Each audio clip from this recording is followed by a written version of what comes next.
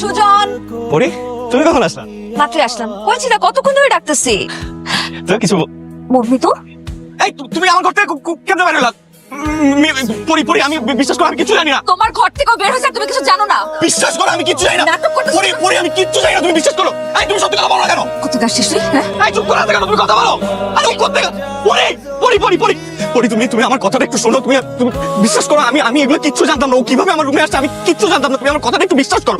বিশ্বাস করে তোমাকে ভালোবাসছিলাম, তুমি আমার বিশ্বাসকে এইভাবে হত্যা করলা। তোমাকে বিশ্বাস করে ভালোবাসতে তুমি সেটাকে এইভাবে নষ্ট করছো।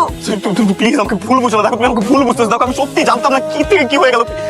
ওই প্লিজ তুমি আমাকে ভুল বুঝো না প্লিজ। হ্যাঁ, আমি তোমাকে ভুল বুঝছি, আমি তোমাকে ভুল বুঝছি।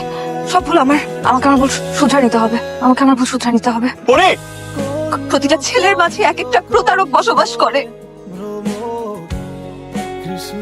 ভাই, তোমার সাথে কিছু কথা আছে। তোমার সাথে আমার কোনো কথা নাই।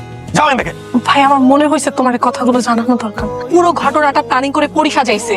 এই সবকিছু জানার পরেও অন্য একটা ছেলের সঙ্গে প্রেমের সম্পর্কে কিভাবে যাও? প্রেম করলেই যে তাকে বিয়ে করতে হবে এমন কথা কি পৃথিবীর কোথাও লেখা আছে বাবা?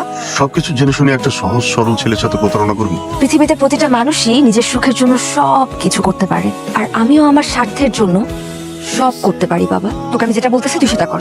তুই আগে থেকে ওর বাসায় যে লুকায় থাকবি, বাকিটা আমি বুঝে নিব।